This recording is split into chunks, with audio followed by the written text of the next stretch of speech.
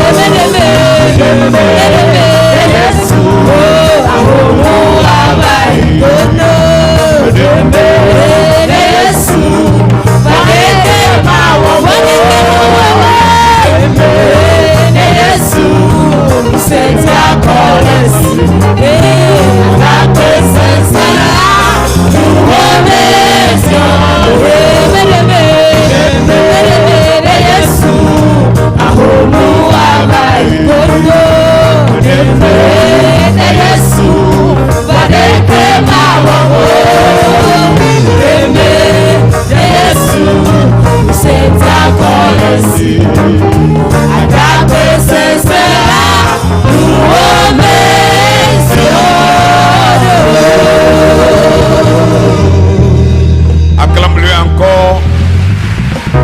Le rocher de ta foi, le rocher de ta foi, le rocher de notre foi, celui qui vit et qui qui n'aura pas de fin pour son règne. Jésus-Christ de Nazareth, le lion de la tribu de Juda. Oh, alléluia. Alléluia. Alléluia. Alléluia. Alléluia. Nous avons de l'espérance. Je vous invite ce matin à lire la parole de Dieu avec moi dans l'évangile selon Matthieu, le chapitre 14. Nous lisons à partir du verset 22 jusqu'au verset 33. Matthieu, chapitre 14, verset 22 au verset 23. Matthieu, chapitre 14. Matthieu, c'est le premier livre du Nouveau Testament. Chapitre 14, à partir du verset 22 au verset 33. Aussitôt après, il obligea les disciples à monter dans la barque et à passer avant lui de l'autre côté, pendant qu'il renverrait la foule. Quand il l'eut renvoyé, il monta sur la montagne pour prier à l'écart. Et comme le soir était venu, il était là seul. La barque déjà au milieu de la mer était battue par des flots, car le vent était contraire. À la 4e veille de la nuit, Jésus alla vers eux, marchant sur les eaux. Quand les disciples le virent marcher sur la mer, ils furent troublés et dirent: c'est un fantôme. Et dans leur frayeur, ils poussèrent des cris. Jésus leur dit aussitôt: rassurez-vous, c'est moi, n'ayez pas peur. Pierre lui répondit: Seigneur, si c'est toi, ordonne que j'aille vers toi sur les eaux. Jésus dit: viens. Pierre sortit de la barque et marcha sur les eaux pour aller vers Jésus. Mais voyant que le vent était fort, il eut peur. Et comme il commençait à enfoncer, il s'écria: Seigneur, sauve-moi. Aussitôt Jésus étendit la main, le saisit et lui dit: homme de peu de foi, pourquoi as-tu douté? Et il montait dans la barque et le vent cessa. Ceux qui étaient dans la barque vinrent se prosterner devant Jésus et dirent: tu es véritablement le Fils de Dieu. Amen. Dis à quelqu'un qui est à côté de toi: Jésus est véritablement le Fils de Dieu. Praise the Lord. Que Dieu bénisse sa parole dans nos cœurs. La victoire dans les épreuves. Voilà le titre que nous proposons au message de ce premier service. La victoire dans les épreuves. Bien-aimés dans le Seigneur, 3 des 4 évangiles, c'est-à-dire Matthieu que nous venons de lire, Marc et Jean, traitent de ce célèbre miracle. Dans les 4 évangiles, les 3, c'est-à-dire il y a 3 des 4 évangiles qui traitent du miracle de Christ, la marche de Christ sur les eaux, sur la mer. Il s'agit de Matthieu, le chapitre 14 que nous avons lu. Vous trouverez la même histoire dans l'évangile selon Marc, le chapitre 6, à partir du verset 45 au verset 52. Et vous allez encore vivre ce même miracle dans l'évangile selon Jean, le chapitre 6, à partir du verset 16 au verset 24. Alors, les 3 évangiles ont parlé de ce miracle de Christ, c'est-à-dire la marche de Christ sur les eaux. L'histoire se déroule après que Jésus ait nourri 5000 hommes grâce à 5 pains et 2 poissons. Vous connaissez bien cette histoire. Lorsque Jésus prêchait et la nuit étant venue, il avait demandé un jour aux disciples de congédier la foule. Mais c'était les disciples plutôt qui demandaient au Seigneur de congédier la foule. Parce que la nuit venait. Et Jésus avait dit, nous n'allons pas congédier la foule, mais je vous envoie à aller chercher de la nourriture pour cette grande foule. Et c'est là, un des apôtres avait dit au Seigneur, même si on s'achetait des nourritures à des millions, cela ne peut pas nourrir cette grande foule. Alors, Jésus avait dit, qu'avez-vous? Et c'est là, 5 pains et 2 poissons ont été proposés au maître. Et la Bible dit que Jésus a pris les 5 pains et les 2 poissons, il les a multipliés. Et 5000 hommes ont mangé, sans compter les femmes et les enfants. Parce que dans le temps, la coutume, quand il y a de grands rassemblements, c'est les hommes uniquement qui sont comptés. Alors, c'était un miracle du jamais vu que Jésus a opéré. Et suite à ce miracle, le Seigneur Jésus va demander aux disciples de le devancer en prenant le bateau, c'est-à-dire la barque, direction Capernaum. Parce que le Seigneur ira accomplir une autre mission à Capernaum. Cependant, l'Écriture nous apprend que le voyage ne se passe pas comme prévu. Parce que Jésus a accompli un grand miracle. Il a nourri plus de 5000 hommes, sans les femmes et les enfants. Alors, l'ennemi ne veut pas donner la voie libre au maître et à ses disciples de continuer cette même mission à Capernaum. Puisque autant les miracles de Christ se font voir, autant des âmes viennent s'ajouter à la foi, s'ajouter aux âmes qui sont déjà sauvées. Alléluia.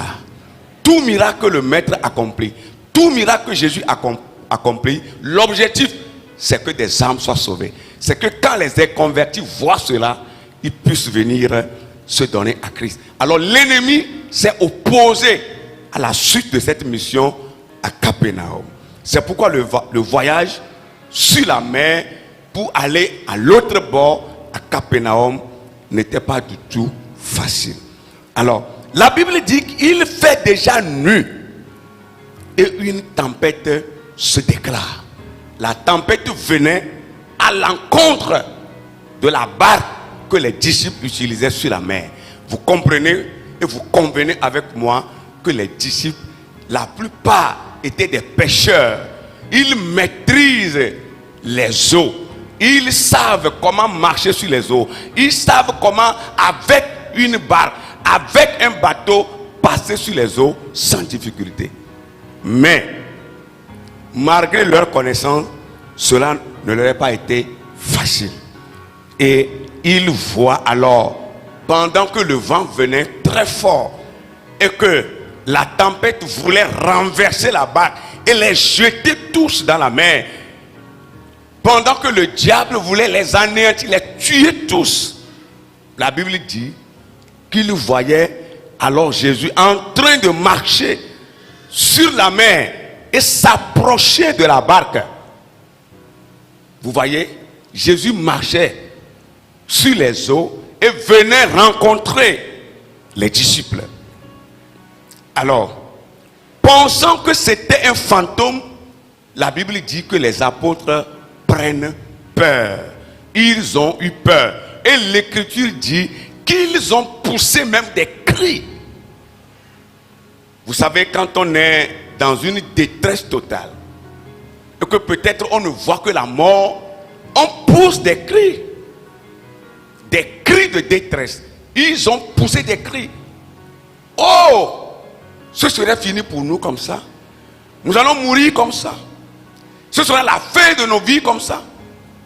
Ils ont poussé des cris. Comme lorsque les enfants d'Israël étaient devant la mer rouge, on poussait des cris. Ils poussaient des cris. Ô Éternel, les Égyptiens arrivent. Il arrive pour nous tuer, il arrive pour nous anéantir. Et c'est là que Dieu avait dit à Moïse, pourquoi ces cris? Dis au peuple d'Israël de marcher. Mais ils vont marcher pour aller où? C'était la même chose qui s'est passée ici. Les disciples faisaient face à un obstacle infranchissable. Un obstacle qu'ils ne peuvent pas franchir eux-mêmes. Mais dans cette grande détresse, voilà un homme qui marche encore sur les eaux en train de venir. Mais qu'est-ce que nous allons subir aujourd'hui? Et pour eux, c'est un fantôme. Parce que un homme ne peut pas marcher sur les eaux à 4 heures du matin, ni à 3 heures du matin. Certainement, c'est un fantôme qui est en train de venir. Il venait pour compliquer encore notre situation. Vous voyez, des fois quand vous sortez d'un problème, ou bien vous êtes en train de sortir d'une difficulté, ça arrive souvent. Et que peut-être que votre idée vous dit que vous allez tout faire pour sortir. Et pendant que vous vous efforcez pour sortir, voilà un autre problème qui se pointe à votre porte, plus grand que celui que vous êtes en train de traverser. Ça arrive souvent. Une détresse, parce qu'il y a des vagues, il y a des flots de la mer, il a le vent qui souffle, qui veut renverser là-bas. Voilà un autre problème plus grand, qui est maintenant plus spirituel, c'est-à-dire un fantôme qui venait. Si c'était vous, peut-être que vous allez vous jeter même dans la mer, que vous-même vous allez vouloir vous donner la mort, plutôt que de rester pour que le fantôme vienne vous tuer. N'est-ce pas? Ça peut arriver des fois. Où des difficultés s'enchaînent. Et que vous allez vous demander, il y a quoi au juste? Qu'avez-vous fait au juste? Ça peut arriver. Ils ont poussé de grands cris. Mais voilà un fantôme. Nous allons mourir. Nous allons périr. Mais la Bible dit, dans cette confusion totale, dans cette détresse totale, dans cet état du jamais vu, Jésus va rassurer ses apôtres, il va rassurer ses disciples, en leur disant, c'est moi, n'ayez pas peur. Je veux dire à quelqu'un ce matin et à quelqu'une ce matin que ta victoire dans les épreuves, elle est certaine. Je ne connais pas quelle montagne tu grimpes et quelle vallée tu traverses dans ton existence. Peut-être que ce que tu es en train de traverser ne t'est jamais arrivé depuis que tu es né, depuis que tu as donné ta vie à Christ. Et même je peux aller loin pour dire que tu es même confus. Tu n'arrives pas à comprendre. Quand tu prends la Bible, tu lis, mais tu ne vois rien là-dedans. Dans cette confusion totale, la voix du Seigneur pour toi ce matin, mon enfant, n'aie pas peur. Je n'entends pas amen au niveau des hommes. N'aie pas peur. Il a rassuré les disciples. Jésus nous rassure encore ce matin. Même si tout semble contre nous, même si le vent est si fort,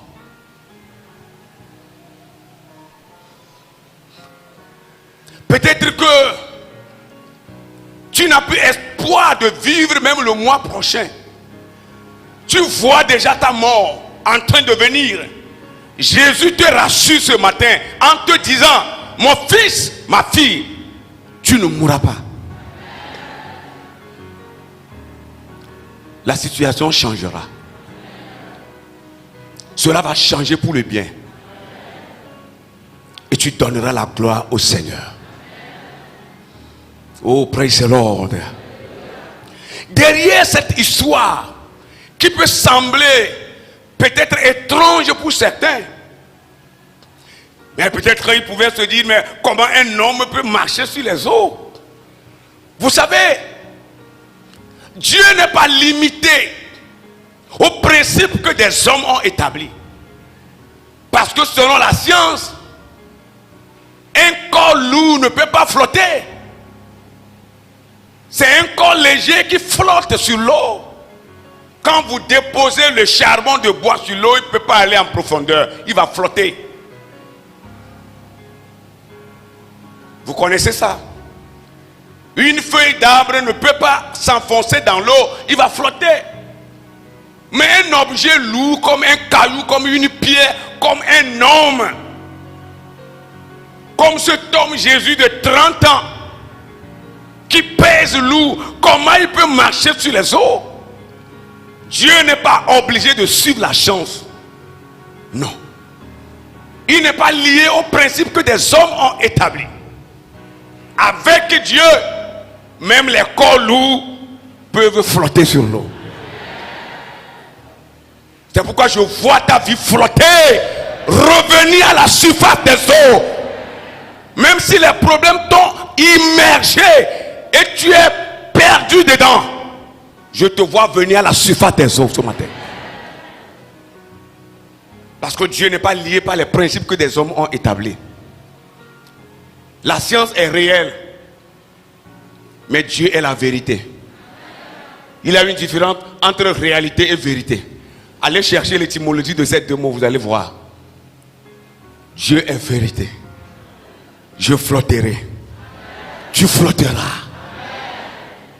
Nous ne serons pas immergés, perdus complètement, non.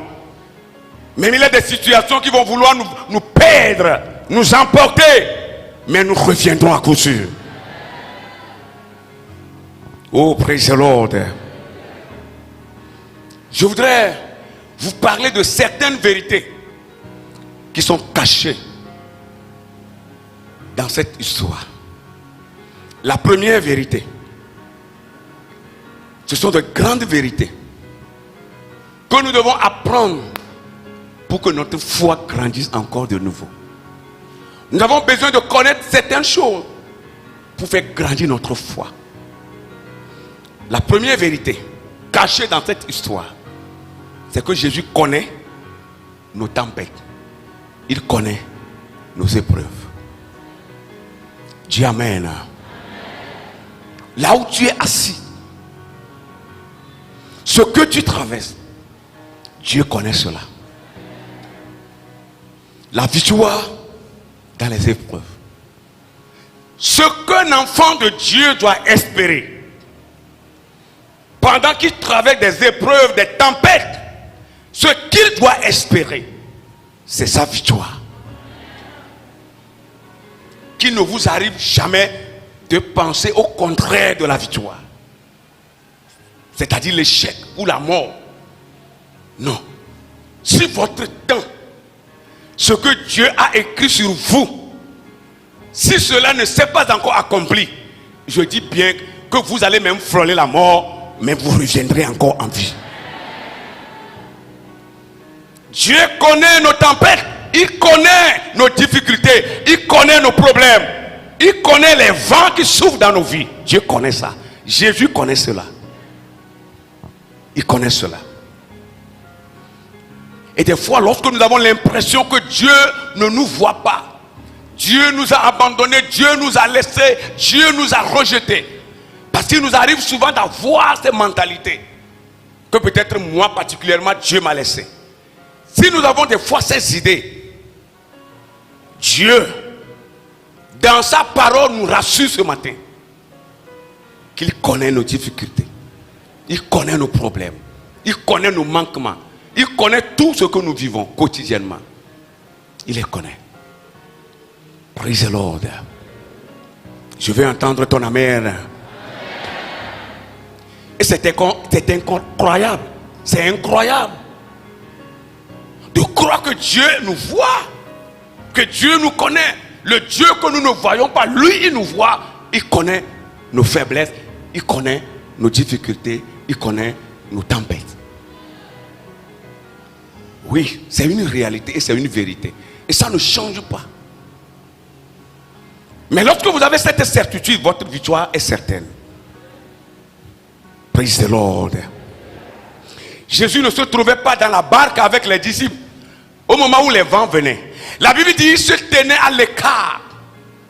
Vous voyez, après avoir accompli ce miracle, après avoir multiplié 5 pains et 2 poissons, vous comprenez qu'une puissance est sortie de lui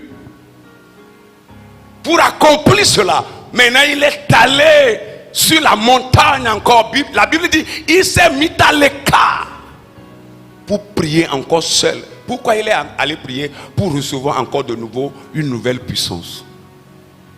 Si le Fils de Dieu a prié, je dois prier plus que lui, parce que lui il est Dieu et moi je suis un humain.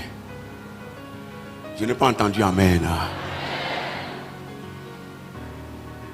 Il s'est mis à l'écart. Jésus s'est mis à l'écart. Et c'est pendant qu'il priait, il savait déjà que les disciples faisaient face à un obstacle du jamais vu. Le vent venait à leur encontre et leur vie était même en péril. Jésus savait cela. Sinon, pourquoi se presser pour marcher sur les eaux? Sinon, ce miracle n'aura pas de sens. Il savait que les disciples souffraient sur les eaux. Tout ce que vous endurez, le maître le sait. Le maître connaît cela. N'ayez pas peur. Prenez courage. Que votre foi devienne encore plus grande. Oh, alléluia. La tempête se transformera en miracle. Et tout cela pour donner la gloire à Dieu. Parce que lorsque le problème est grand, le miracle que Dieu envoie est toujours grand. Praise the Lord. Oh, praise the Lord. Le Seigneur est fidèle. Et sa parole reste toujours la vérité. Et les disciples, dans leur connaissance, parce qu'ils étaient en majorité des gens qui savaient nager, qui étaient des pêcheurs, comme je l'ai dit tantôt. Mais dans leur connaissance, ils ont tout fait, mais ils n'arrivaient pas.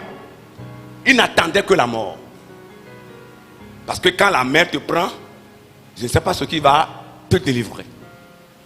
C'est pourquoi si tu ne sais pas nager, ne rentre pas dans la mer. Je me rappelle un jour, nous étions allés baptiser certains fidèles nouvellement convertis dans le Mono, quand j'étais dans le Yoto. Et il avait un homme, il a tellement peur de l'eau. Mais lui, il était dans la localité, je ne sais pas comment c'est fait que lui, il a tellement peur comme ça.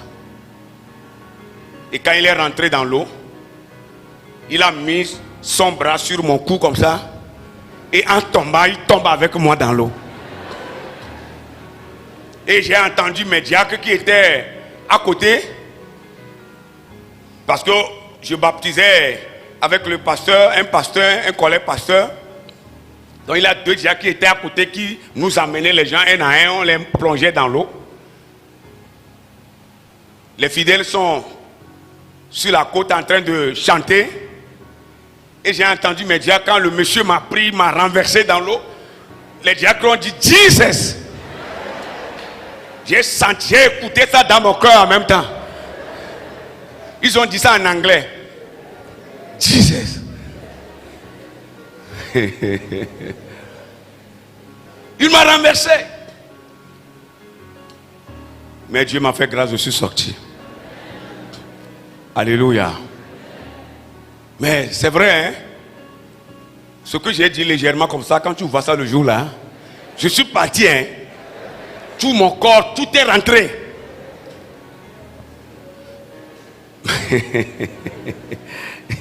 Jesus. Et j'ai écouté ça dans mon âme. Les diacres ont eu peur. Et j'ai compris le cri. Mais Dieu m'a fait grâce. Vous voyez, c'est ça. C'est ça des fois. Nous rions, mais nous sommes sérieux. Dieu nous voit. Il connaît nos tempêtes. Il connaît nos difficultés. Mais il nous arrive souvent de mépriser les promesses de Dieu. Vous voyez, de méconnaître la parole de Dieu. Nous devons continuer à lire la Bible et à découvrir, même s'il y a des moments, à cause des difficultés, quand nous lisons la Bible, même nous ne voyons rien, nous devons continuer à lire. Dieu nous parlera à coup sûr. Il nous parlera. Praise the Lord. Le deuxième secret, c'est-à-dire la deuxième leçon à tirer de cette histoire. Il nous faut connaître les interventions de Jésus-Christ. Lorsque nous vivons les moments difficiles, nous devons reconnaître les interventions de Dieu. La main de Christ pour venir nous sauver, pour venir nous libérer. Nous devons reconnaître cela. C'est un secret que beaucoup d'enfants de Dieu ne connaissaient pas. Alors que Jésus marchait sur les eaux en direction des apôtres, en direction de la barque qui les transportait, la Bible dit, les disciples criaient, croyant que c'était un fantôme qui venait pour compliquer encore leur situation. Or, c'était une voie de sauvetage. C'était un moyen que Christ a utilisé pour les sauver des eaux. Mais ils ont ignoré ce moyen-là. Ça nous arrive souvent. À des moments. Lorsque Dieu prend la résolution de nous sauver, des fois nous ne connaissons pas les voies de Dieu. Nous croyons même des fois que ce qui se passe là, c'est le diable encore qui est venu pour compliquer la situation. Voyez, l'ennemi est tellement habile que l'homme essaie toujours de garder les menaces de l'ennemi dans sa mentalité. Parce qu'en toutes choses, nous ne voyons que le diable. Même si c'est Dieu qui opère, on croit que c'est un esprit mauvais qui opère. Que ta mentalité change à partir de ce jour. Praise the Lord. Je dis bien, praise the Lord. Ils n'ont pas reconnu Jésus comme le maître qui est en train de marcher sur les eaux. Mais ils le reconnaissaient comme un fantôme qui venait les anéantir, les tuer. Vous voyez? Et cela arrive à beaucoup d'enfants de Dieu. Quand Dieu prend la résolution pour nous sauver, nous attribuons la voie du salut de Dieu au diable, à l'ennemi. Nous devons comprendre la parole de Dieu. Je me rappelle un jour, nous étions en train de prier pour un malade, un alité, quelqu'un qui a été paralysé complètement par la tension. Il ne pouvait pas manger lui-même, il ne pouvait pas marcher. Et c'était au cours de la prière que nous avons vu cet homme se lever et marcher. Au moment où je me suis approché de lui, j'ai dit, crois-tu que Jésus peut te guérir? Il dit, pasteur, je crois. Je dis, marche maintenant. C'était sous l'effet de l'Esprit de Dieu. Et j'ai vu le monsieur se lever. Il dandinait comme il allait tomber. À un moment donné, il s'est redressé, il a commencé à marcher. Et quand il marchait, il courait dans les allées. Il avait un monsieur dans l'église. Au lendemain du miracle, il est revenu chez moi à la maison au petit matin. Il me dit, pasteur, je suis venu pour apprendre encore. Je dis, tu veux apprendre quoi? Il dit, lui, il était dans le paganisme pendant longtemps. Mais avant qu'un miracle ne se passe, il faut beaucoup de sacrifices. Que c'est ce qu'il faisait avant de se convertir. Mais le simple fait de crier, lève-toi, marche, et il a vu le malade se lever, ça il n'a pas compris. Il veut me demander, pasteur, monsieur le pasteur, est-ce que c'est simplement le nom là que tu as prononcé qui a apporté ce miracle? Vous voyez? Il n'a pas accepté la voie que Dieu a utilisée pour guérir cet homme. Parce qu'il attribuait déjà ce miracle à l'ennemi. C'est pourquoi il est venu me demander si je crois réellement que c'est le nom de Jésus qui a opéré cela. Et je lui ai dit, monsieur, c'est uniquement le nom de Jésus-Christ. Il n'y a pas une autre puissance que j'utilise si ce n'est la puissance de Dieu. Praise the Lord. Écoutez-moi bien. Les faux prophètes opèrent des miracles. Mais Dieu opère plus de miracles et de prodiges.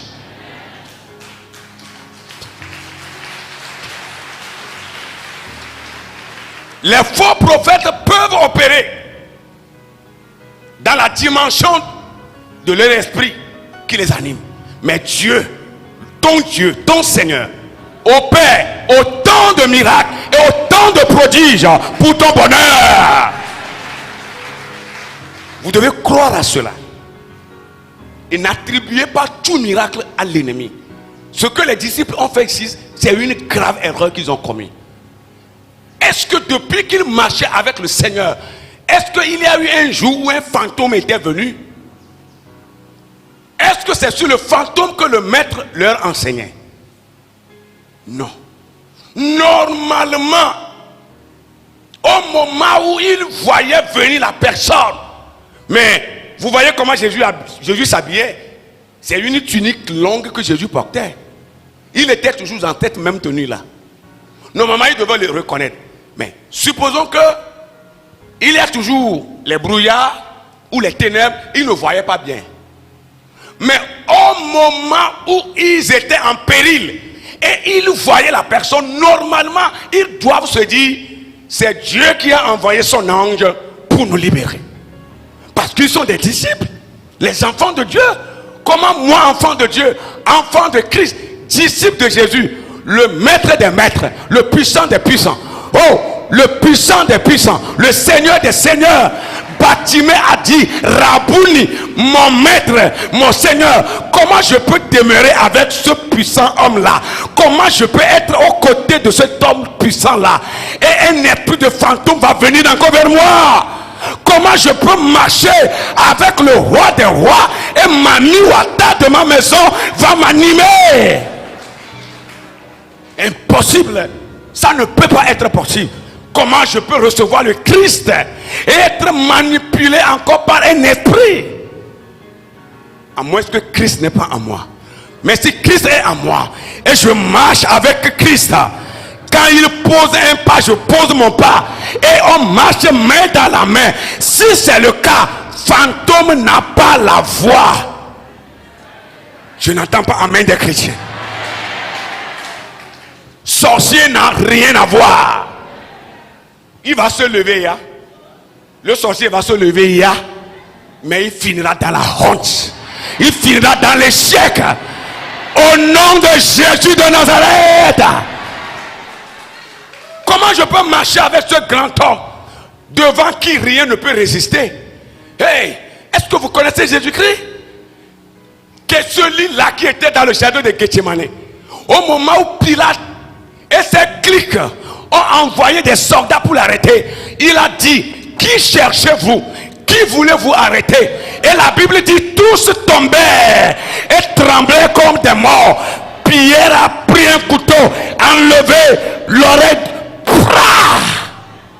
Il a pris encore l'oreille, placé à sa place et dit à Pierre, mets ton couteau dans le fourreau. Ce combat n'est pas physique, c'est spirituel. Si c'est physique, mon Père va envoyer des anges des cieux. Vous connaissez Jésus-Christ? Comment on peut être avec cet homme et avoir peur encore des fantômes? Ça veut dire que jusqu'à présent, la foi des disciples n'était pas encore à un niveau donné. Ils sont encore au niveau bas. Que ta foi grandisse. Je dis bien que ta foi grandisse, monsieur, madame.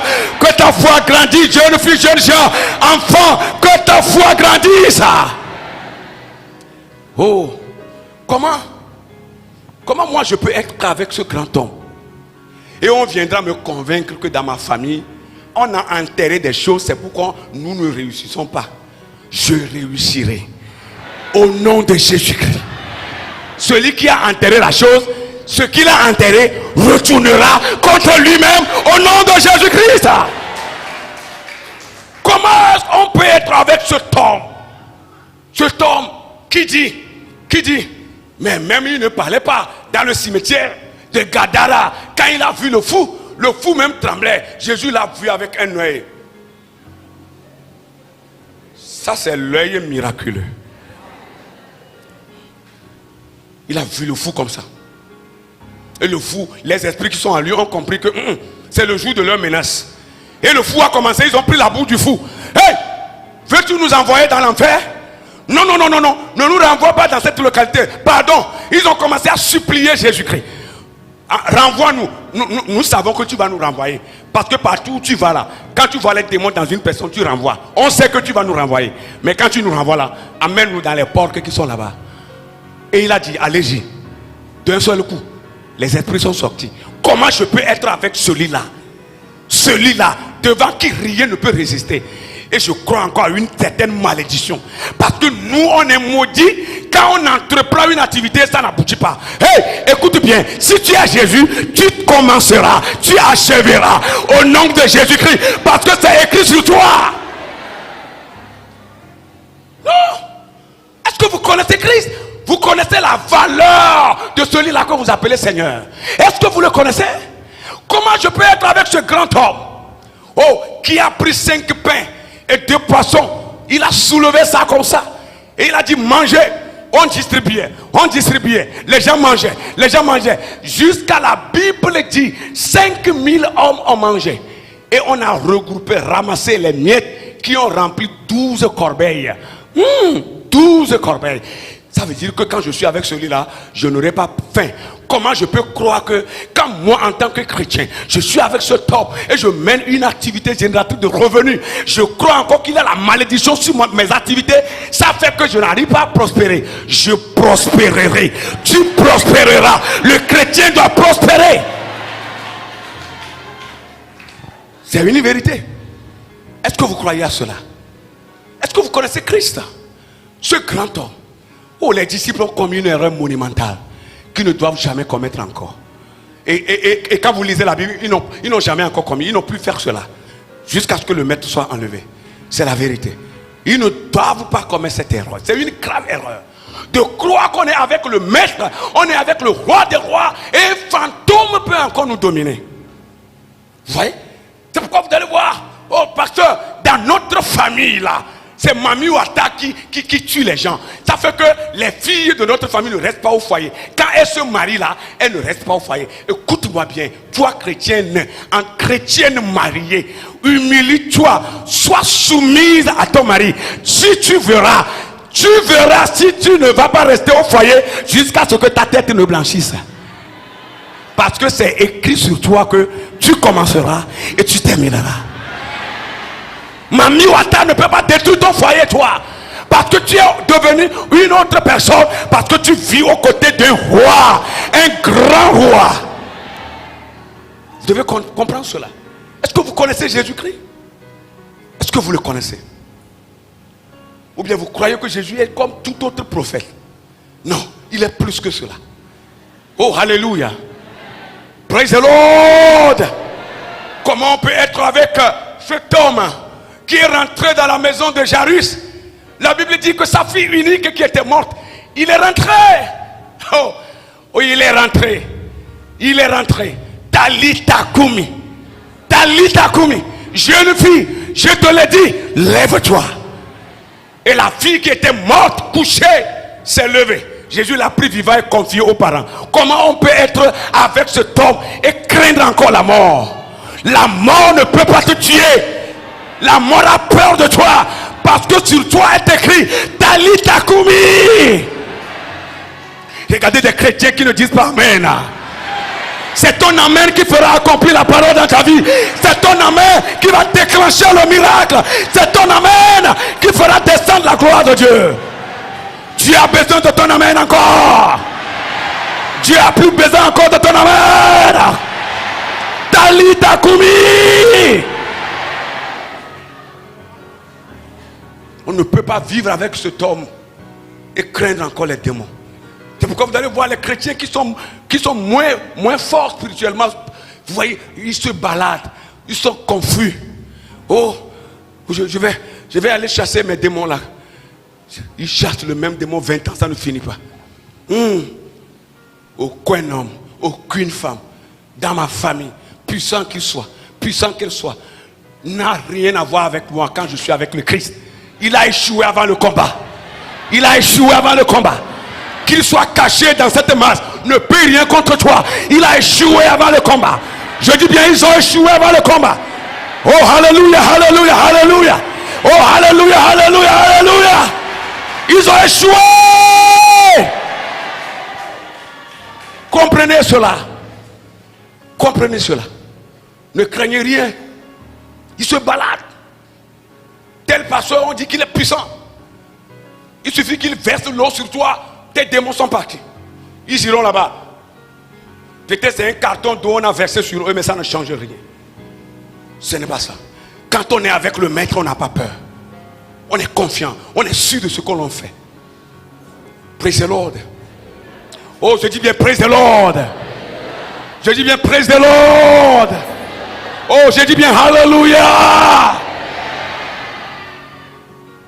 Vous voyez la réalité, la vérité cachée dans la parole de Dieu. Et quand on est avec le Christ, on n'a plus peur de qui que ce soit ou de quoi que ce soit. Écoutez-moi, je vais vous dire cette vérité. Vous avez trop peur. Vous avez trop peur.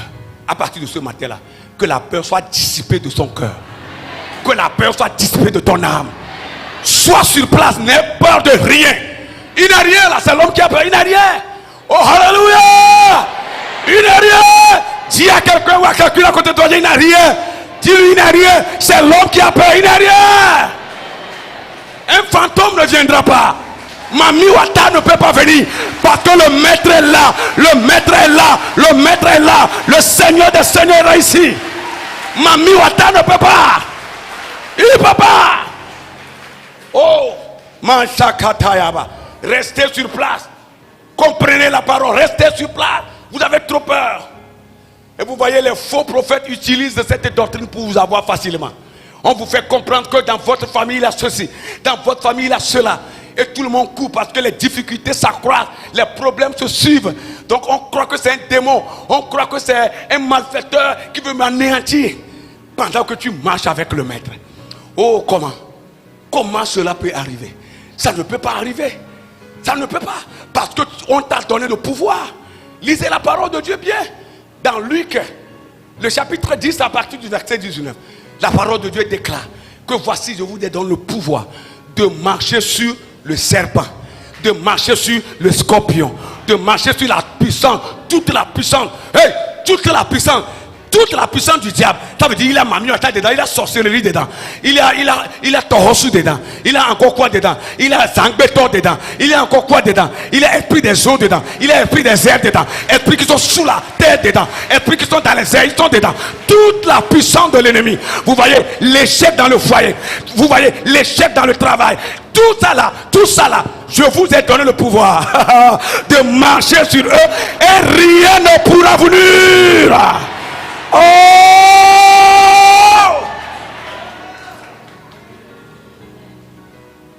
La peur a tué beaucoup de chrétiens. Et même il y a des serviteurs de Dieu qui font ça. Certains serviteurs de Dieu. Je ne sais pas quel don ils ont reçu. Ils ramassent leurs fidèles, mettent dans la voiture, se promènent avec eux pour qu'on chasse les démons dans leurs fidèles. Tu as été appelé comment? Quel Dieu t'a appelé? Moi je prends mes fidèles. Je mets dans un bus et je me promène avec eux de centre de prière en centre de prière pour qu'on chasse des démons. Et moi-même, quand on va, on dit qui sont ceux qui ont des problèmes. Moi-même, pasteur, je me tiens parmi les fidèles. Et on chasse le démon qui est en moi. Ça veut dire que tout le temps que tu prêches là, c'est démon tu prêches. Ton appel est où? Hey! Il a deux pasteurs un jour qui se disputaient. Deux de nos pasteurs à l'Assemblée de Dieu se disputaient un jour. C'est-à-dire, ils causaient entre eux. Et il y a un qui a dit: pasteur, tu sais que ces derniers temps, les serviteurs de Dieu sont devenus faibles. Et l'autre l'a laissé parler. Et il a pris la parole et a dit: moi je suis fort.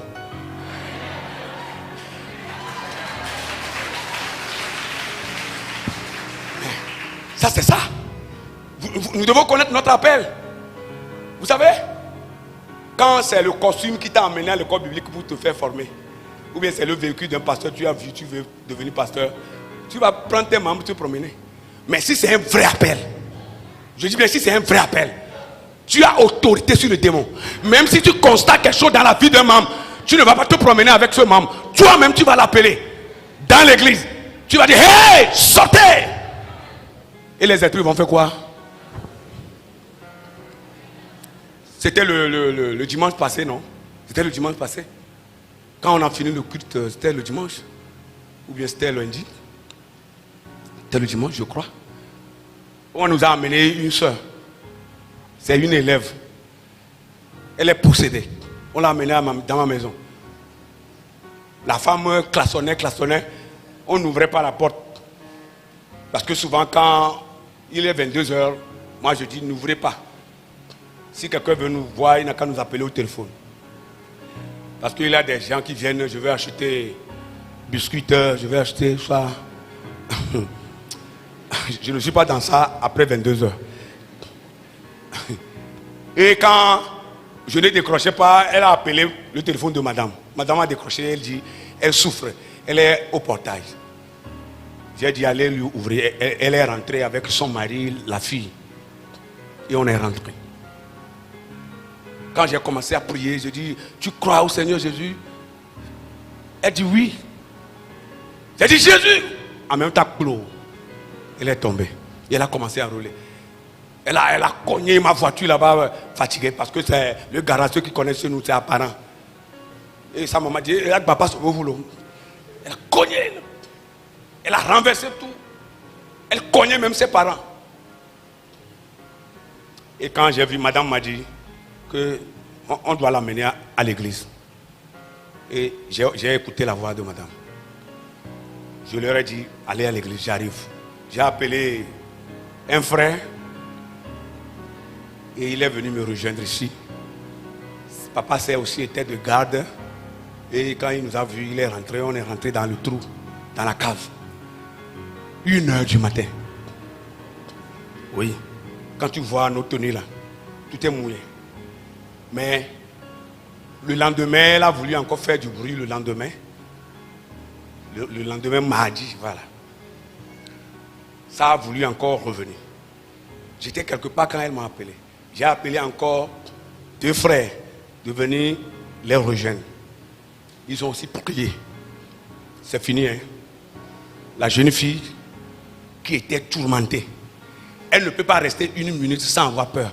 Des fois, elle fait comme ça. Quand tu l'appelles, elle n'attend même pas. Tu l'appelles plusieurs fois et après, elle se saute. Elle dit, hé! Elle est redevenue normale. Oh!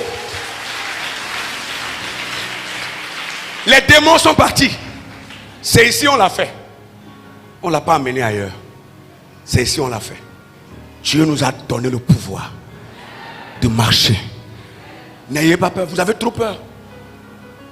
Aucun fantôme ne viendra. Le fantôme même a peur de vous. C'est comme le serpent. Quand tu vas au champ, tu le rencontres. Le serpent a peur. Toi, tu crois que c'est quelqu'un qui l'a envoyé pour te mordre. Il a peur, il fait des jeux. Et tu dis, hé, serpent, vas-y. Non, c'est la peur. Il a peur de toi, il veut fuir. Et pendant que le serpent est en train de fuir, toi aussi, tu as peur, tu fuis. C'est comme ça des fois. Il n'y a rien. C'est l'homme qui a peur. Ils ont échoué. Au nom de Jésus-Christ. Praise the Lord. Je peux quand même citer les 2 autres et puis nous allons prier le Seigneur. Le doute. Vous voyez? Le doute ne fera que nous couler. Quand vous doutez de Christ, une seule minute, vous allez couler. Le doute ne nous fera que couler. Vous voyez? Bien que Jésus ait dit aux disciples de ne pas s'inquiéter car c'était bien lui, Pierre, toujours dans sa doute, s'est ainsi exprimé. Maître, si c'est toi, ordonne que je vienne vers toi. Normalement, il ne pouvait pas dire ça. Jésus a dit, c'est moi. C'était moi, c'est moi Jésus. Mais il a douté. Il dit, c'était réellement toi. Ordonne que je vienne vers toi. C'est vrai que Pierre a la foi. Mais ici, sa foi est faible, a été mélangée de tout. Ce qui a fait qu'il n'a pas obtenu le résultat qu'il cherchait. Il n'a pas obtenu le résultat. Jésus a dit viens, il allait. Mais à un moment donné, il a commencé à regarder les flots. Il a commencé à regarder le vent. De gauche à droite. Il regardait, il regardait, il regardait.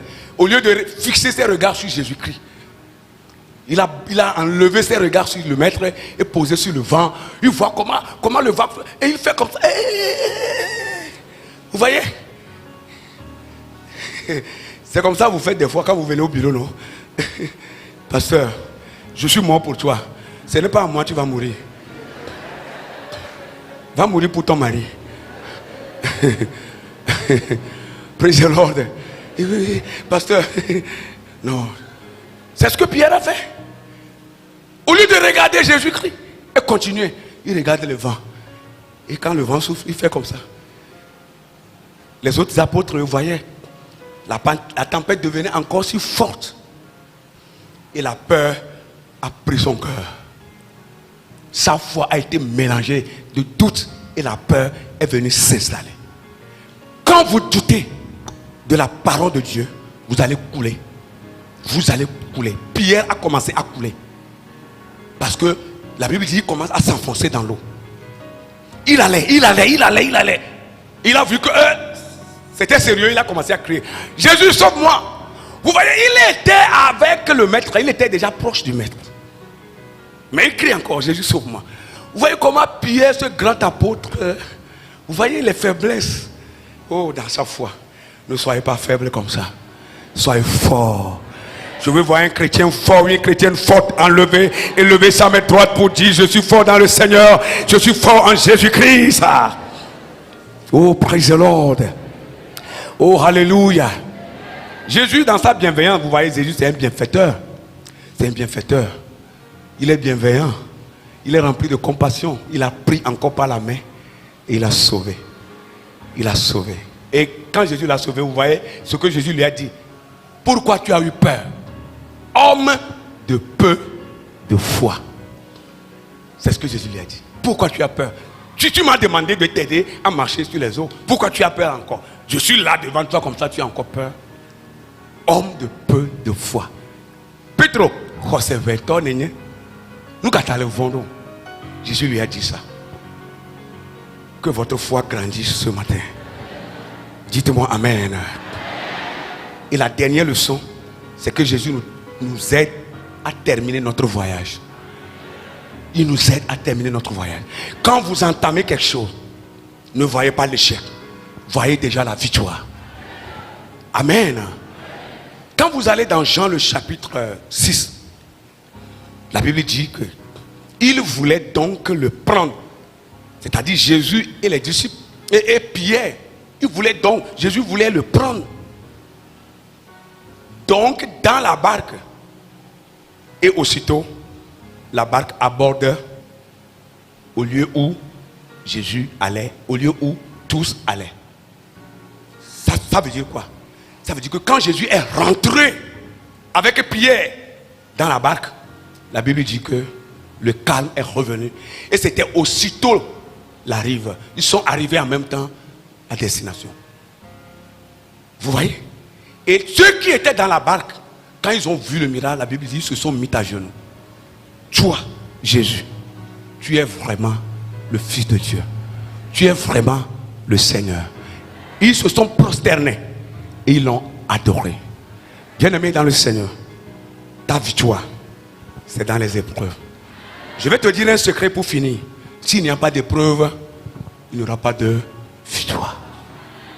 C'est parce que Dieu t'a promis la victoire, c'est pourquoi tu traverses les épreuves. Même si tes épreuves sont tellement dures, c'est que ta victoire est certaine. Le voyage que tu as commencé, tu l'achèveras. Tu ne resteras pas en cours de chemin. Que Dieu te bénisse et que l'église du Seigneur soit bénie.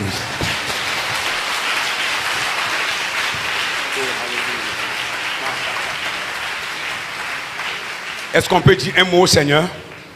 Un mot au Seigneur dans la prière. Alléluia. Mashakataya balaba. Rinda la bakuria la bashakaya balaba. Masakata yabalaba. Masukata. Egale wogelo. Egale woge. Egale wogeke. Egale woge. Nukunu mawagale woge namlo. Egale woge. Ebena. Esugale wogelo. Egale woge. Ekukola fo.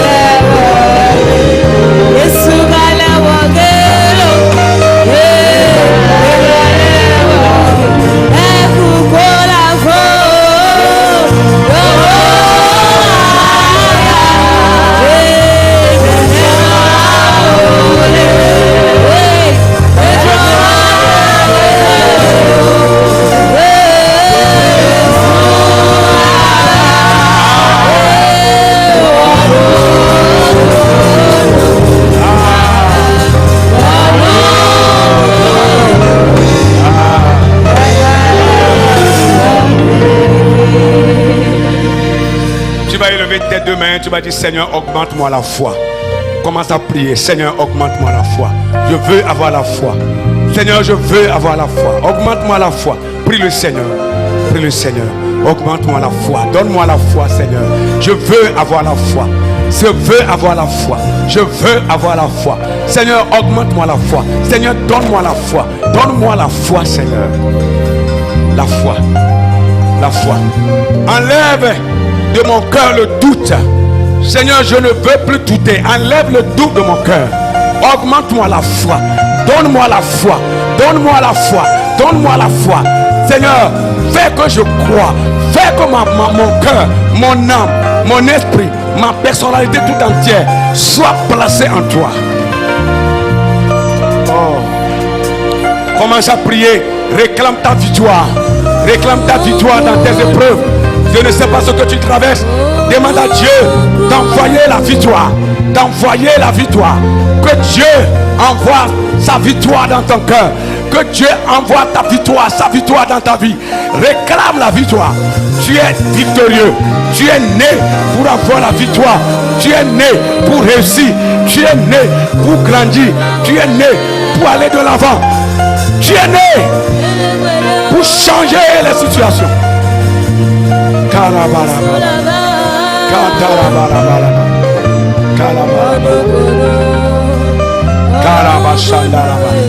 Tu es né pour réussir. Réclame la victoire. Réclame la victoire. Tu es né pour grandir. Tu es né pour réussir. Tu es né pour réussir. Tu es né pour réussir. Demande la victoire. La victoire. La victoire. La victoire. Maya, Maya, Maya. Maya, Maya. Alléluia. Alléluia. Alléluia. Alléluia. Alléluia. Nous allons inviter le pasteur principal, le docteur Adadé, d'élever encore sa voix et nous confier tous au Seigneur.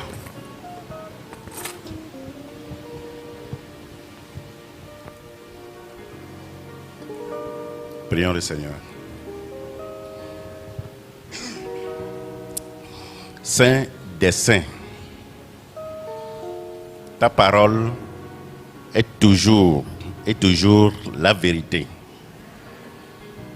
Quand tu l'envoies, elle ne retourne pas vers toi sans avoir accompli le dessein pour lequel tu l'as envoyé. Comme un chasseur habile, il ne manque jamais sa cible. Comme un missionnaire avéré, elle accomplit toujours sa mission. Père, tu nous l'as envoyé encore ce matin. Que les genoux faibles trouvent la force ce matin. Que les pieds bancals se redressent ce matin dans le nom de Jésus-Christ. Tous ceux qui sont désespérés retrouvent le courage et l'espoir de continuer la marche avec toi ce matin au nom de Jésus-Christ. Éternel des armées, même si quelqu'un est désespéré jusqu'à penser même à la mort, à se suicider, change la mort en la vie pour lui ce matin au nom de Jésus. Je prie, Seigneur, que ces paroles s'accomplissent littéralement dans la vie des hommes et des femmes, des enfants, des jeunes, des filles, des garçons, même des enfants qui sont dans les seins maternels, qu'ils reçoivent ta bénédiction ce matin à partir de ta parole dans le nom de Jésus-Christ. Bénis ton serviteur par lequel tu as passé pour livrer ce message et bénis toute l'assemblée. Nous avons prié dans le nom de Jésus. Amen. Amen. Amen.